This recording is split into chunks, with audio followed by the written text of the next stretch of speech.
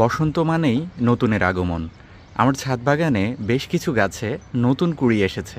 বসন্ত মানেই নতুন কুঁড়ি আসবে, নতুন ফুল আসবে, আবার ফলন, আবার ফসল। এই যে দেখুন, আমার ছাদ বাগানে এটি একটি আমড়া গাছ। শীতকালে এই 12 মাসি আমড়া গাছটা একদমই মরে যায়।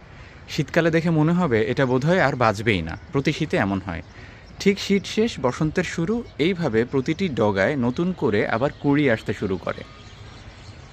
চারপাশের প্রতিটি ডালে নতুন নতুন কুঁড়ি দেখা যাচ্ছে এবং আগামী সপ্তাহখানেকের মধ্যে এই গাছটা নতুন পাতায় সবুজে একদম ভরে যাবে।